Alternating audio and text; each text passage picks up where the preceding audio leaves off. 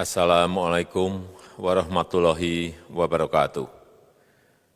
Bapak, Ibu, saudara-saudara sebangsa setanah air,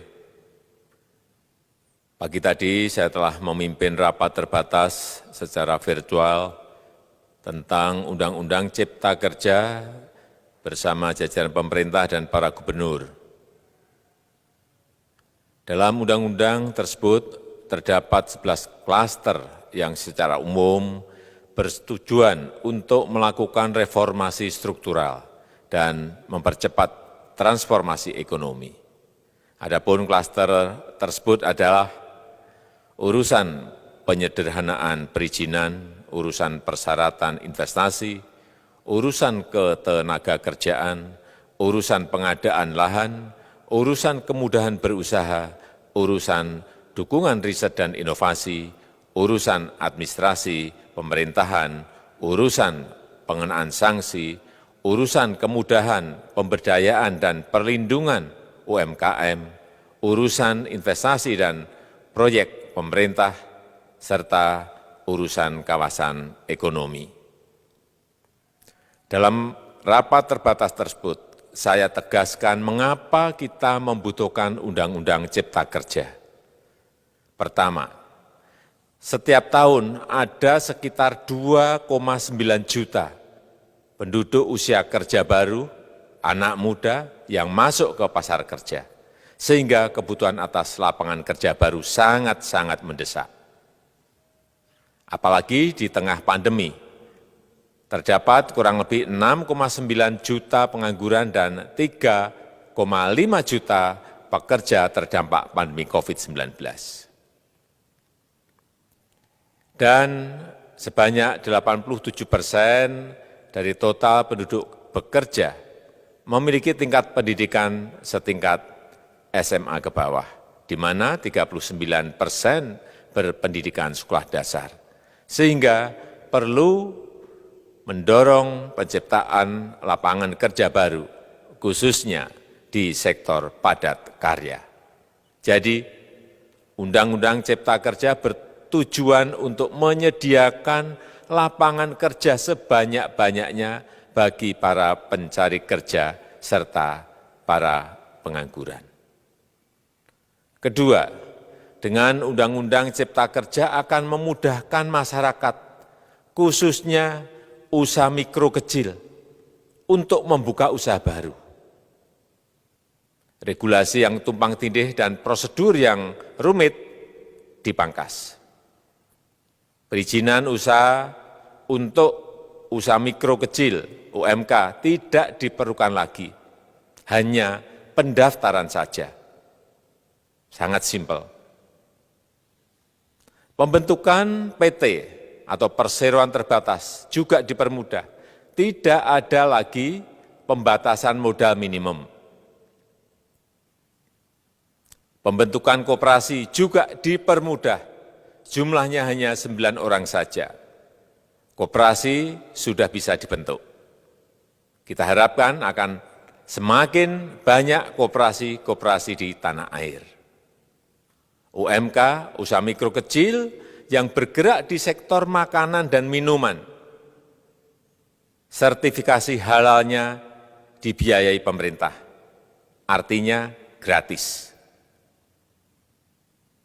Izin kapal nelayan penangkap ikan misalnya, hanya ke unit kerja Kementerian KKP saja. Kalau sebelumnya harus mengajukan ke Kementerian KKP, Kementerian Perhubungan, dan instansi-instansi yang lain. Sekarang ini cukup dari unit di Kementerian KKP saja. Ketiga, Undang-Undang Cipta Kerja ini akan mendukung upaya pencegahan dan pemberantasan korupsi. Ini jelas karena dengan menyederhanakan, dengan memotong, dengan mengintegrasikan ke dalam sistem perizinan secara elektronik, maka pungutan liar, pungli dapat dihilangkan. Namun, saya melihat adanya unjuk rasa penolakan Undang-Undang Cipta Kerja yang pada dasarnya dilatar belakangi oleh disinformasi mengenai substansi dari undang-undang ini dan hoax di media sosial. Saya ambil contoh, ada informasi yang menyebut tentang penghapusan UMP, upah minimum provinsi, UMK, upah minimum kota kabupaten, UMSP, upah minimum sektoral provinsi. Hal ini tidak benar, karena faktanya upah minimum regional, UMR, tetap ada. Ada juga yang menyebutkan bahwa upah minimum dihitung per jam. Ini juga tidak benar. Tidak ada perubahan dengan sistem yang sekarang. Upah bisa dihitung berdasarkan waktu dan berdasarkan hasil. Kemudian adanya kabar yang menyebutkan bahwa semua cuti sakit, cuti kawinan, cuti khitanan, cuti baptis, cuti kematian, cuti melahirkan, dihapuskan. Dan tidak ada kompensasinya. Saya tegaskan juga ini tidak benar. Hak cuti tetap ada dan dijamin. Kemudian apakah perusahaan bisa mem-PHK kapanpun secara sepihak? Ini juga tidak benar. Yang benar, perusahaan tidak bisa me-PHK secara sepihak. Kemudian juga pertanyaan mengenai benarkah jaminan sosial dan kesejahteraan lainnya hilang. Yang benar, jaminan sosial tetap ada. Yang juga sering diberitakan tidak benar adalah mengenai dihapusnya AMDAL, analisis mengenai dampak lingkungan. Itu juga tidak benar. AMDAL tetap ada. Bagi industri besar harus studi AMDAL yang ketat.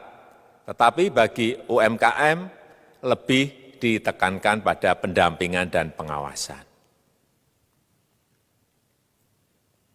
Ada juga berita mengenai Undang-Undang Cipta Kerja ini mendorong komersialisasi pendidikan. Ini juga tidak benar. Karena yang diatur hanyalah pendidikan formal di kawasan ekonomi khusus, di KEK.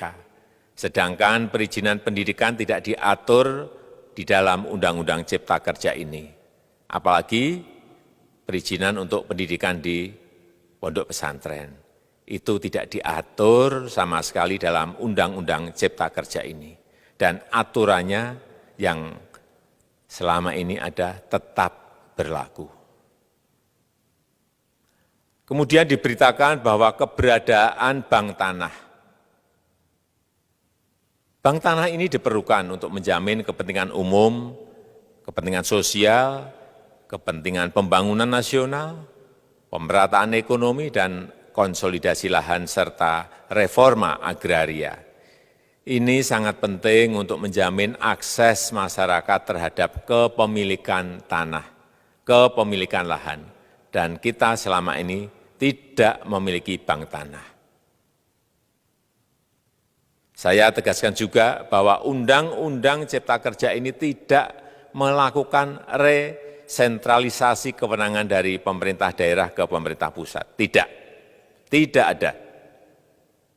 Perizinan berusaha dan pengawasannya tetap dilakukan oleh pemerintah daerah sesuai dengan NSPK, norma, standar, prosedur, dan kriteria yang ditetapkan pemerintah pusat. Ini agar dapat tercipta standar pelayanan yang baik di seluruh daerah. Dan penetapan NSPK ini dapat nanti akan diatur di dalam PP atau peraturan pemerintah. Selain itu, kewenangan perizinan untuk non-perizinan berusaha tetap ada di Pemda, sehingga tidak ada perubahan.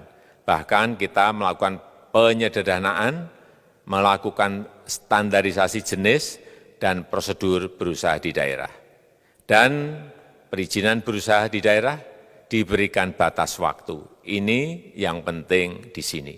Jadi ada service level of agreement. Permohonan perizinan dianggap disetujui bila batas waktu telah terlewati. Saya perlu tegaskan pula bahwa Undang-Undang Cipta Kerja ini memerlukan banyak sekali peraturan pemerintah atau PP dan peraturan presiden atau Perpres. Jadi setelah ini akan muncul PP dan Perpres yang akan kita selesaikan paling lambat 3 bulan setelah diundangkan. Kita pemerintah membuka dan mengundang masukan-masukan dari masyarakat dan masih terbuka usulan-usulan dan masukan dari daerah-daerah. Pemerintah berkeyakinan melalui Undang-Undang Cipta Kerja ini jutaan pekerja dapat memperbaiki kehidupannya dan juga penghidupan bagi keluarga mereka. Dan kalau masih ada, jika masih ada ketidakpuasan terhadap Undang-Undang Cipta Kerja ini, silahkan mengajukan uji materi atau judicial review melalui MK, Mahkamah Konstitusi. Sistem ketatanegaraan kita memang mengatakan seperti itu. Jadi, kalau masih ada yang tidak puas dan menolak, silahkan diajukan uji materi ke MK. Saya rasa itu yang bisa saya sampaikan pada kesempatan yang baik ini. Terima kasih. Wassalamualaikum warahmatullahi wabarakatuh.